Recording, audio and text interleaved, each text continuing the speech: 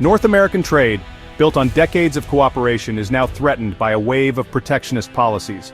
The Trump administration's 10% tariff on Canadian potash is a prime example, an economic misstep that's hurt American farmers and strengthened Canada's resolve.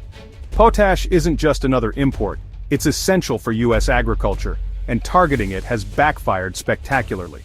Instead of weakening Canada, the tariff has fractured diplomatic ties, disrupted businesses, and created uncertainty for both nations. American farmers face soaring costs, corporations report losses, and consumers feel the pinch, while Canada unites and pivots its trade strategy. This story is a cautionary tale. Reckless policy can quickly unravel even the most stable partnerships. We'll break down how this single tariff became a turning point in North American economic relations. The Trump administration's trade policy saw tariffs as a cure-all for trade deficits, believing that tough measures would bring foreign partners to the negotiating table and ultimately benefit American industries. But these tariffs didn't just target adversaries, they were imposed even on close allies like Canada, straining relationships that had been built over decades of cooperation and trust. Potash, a mineral absolutely vital for U.S. agriculture, is used in fertilizers that help American farmers grow the food that feeds the nation. The U.S. imports the vast majority of its potash from Canada, as there's no significant domestic production to meet demand. Yet, despite this reliance, the administration slapped a 10% tariff on Canadian potash, leaving farmers with few alternatives. The move was less about careful economic strategy, and more about political posturing, ignoring the complex realities of modern supply chains and the deep mutual dependence between the two countries. The administration underestimated the backlash from American farmers, who rely on affordable Canadian potash to keep their operations afloat and their costs manageable. For many, the tariff meant higher prices and tighter margins. This wasn't a calculated negotiation tactic. It was a blunt, ill-informed decision that hurt the very people it claimed to protect, sparking frustration and protests in rural communities across the country. Canada, holding the cards as the main supplier, was never in a position of weakness. In fact, the tariff only highlighted how dependent the U.S. was on Canadian resources, giving Canada leverage rather than diminishing it. The potash tariff stands as a textbook case of how not to wield economic power, where political optics took precedence over sound policy and the consequences rippled through the economy. In the end, it exposed a fundamental misunderstanding of both economics and North American interdependence, serving as a cautionary tale for future trade decisions. Canada's response to the tariffs was swift and united. The nation, known for its polite diplomacy, showed a rare moment of fierce resolve. Prime Minister Mark Carney's government, backed by all major parties, retaliated with targeted tariffs on U.S. goods, hitting politically sensitive industries. This move was not just about economics, it was a statement of national pride and sovereignty. Canada's approach was strategic, aimed at maximizing political pressure in key U.S. districts and making the costs of the trade war visible to American households. By targeting specific goods, Canada ensured that the impact would be felt where it hurt the most. The mere hint of restricting potash exports sent shockwaves through U.S. agriculture, creating market uncertainty and panic among American farmers. Potash, a key ingredient in fertilizers, is crucial for American crop yields. The dispute has pushed Canada to rethink its reliance on the U.S., with calls to renegotiate trade agreements and diversify export markets. Canadian businesses began exploring new opportunities in Asia and Europe, seeking to reduce their vulnerability. What was meant to bring Canada to heel instead galvanized its resolve and economic independence. The country rallied together with a renewed sense of purpose and unity. The potash tariff became a catalyst for Canadian sovereignty, symbolizing the nation's ability to stand up for itself, and a warning to those who underestimate their trading partners. The message was clear: Canada would not be an easy target. Canada's message was clear: it would not be bullied. The nation stood firm, showing the world its strength and resilience. The trade war has permanently altered the dynamics of North American cooperation.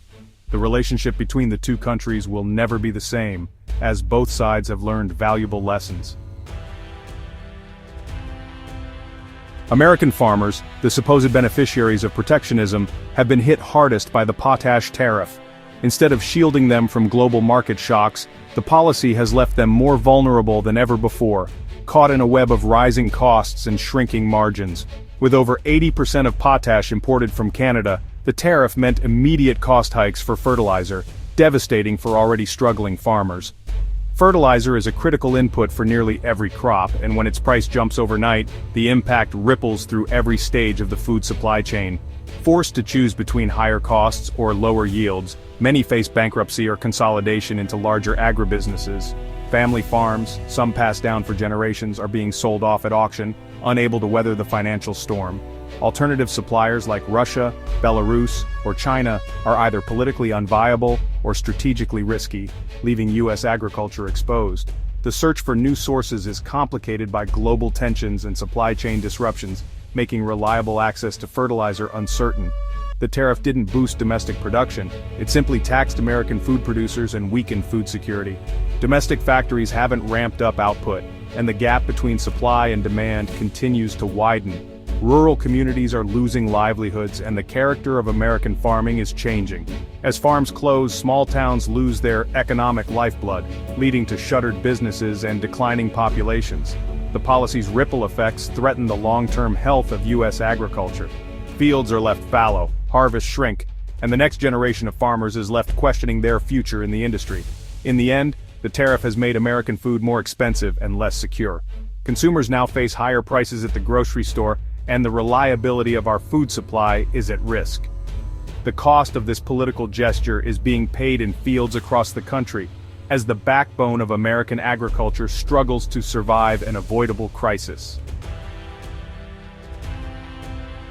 The fallout from the potash tariff and Canada's retaliation has hammered American corporations and consumers alike.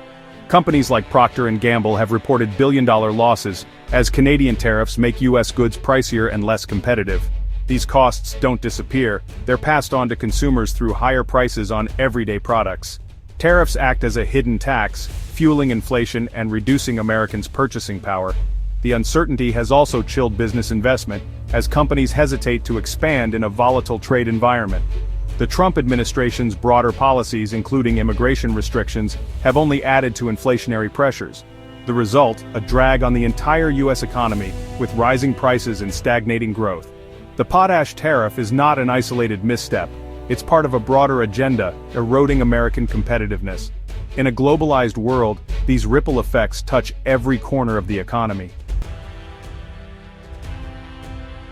Politically, the potash tariff has united Canada and divided the U.S. Prime Minister Carney's strong response has boosted his government, with even opposition parties rallying behind him. In contrast, Washington is fractured. Congress has pushed back against the administration, and rural states are furious over the damage to agriculture. Republican lawmakers face a dilemma: support the president or their constituents who are bearing the brunt of the policy. Attempts to placate farmers with subsidies have been met with skepticism. Nothing replaces a stable, open market. The trade war has become a political liability for the Trump administration, while in Canada, it's a source of national unity. The tariff, meant to pressure Ottawa, has instead strengthened its leadership and exposed deep divisions in U.S. politics. The episode has reshaped the political landscape on both sides of the border. History warns against weaponizing essential resources. During World War I, Germany's potash embargo devastated Allied agriculture, causing food shortages and economic turmoil. That crisis taught nations the dangers of relying on a single supplier for critical inputs. Over time, North America's potash trade became a model of stability, until now. The Trump administration's tariff ignores these lessons, creating a crisis reminiscent of past blunders.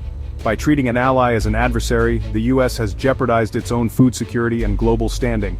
History shows such gambles rarely succeed. They only expose vulnerabilities and drive partners to seek alternatives. The ghost of past resource wars haunts this modern policy mistake. The potash tariff has failed on every front. It's hurt American farmers, corporations, and consumers while uniting and emboldening Canada. The trust underpinning North American trade has been shattered, with Canada now seeking new partners and safeguards. The upcoming CUSMA review will be contentious as Canada demands protection from future U.S. unpredictability. Globally, this dispute has injected volatility into critical commodity markets and encouraged resource nationalism. America's reputation as a reliable economic leader has suffered, and its own food security is at risk. Canada emerges politically stronger, while the US faces rising prices and a weakened agricultural sector. The tariff presumed American dominance but revealed the power of interdependence.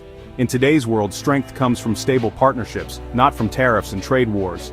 The lesson is clear: economic bluster can't replace the value of trust and cooperation.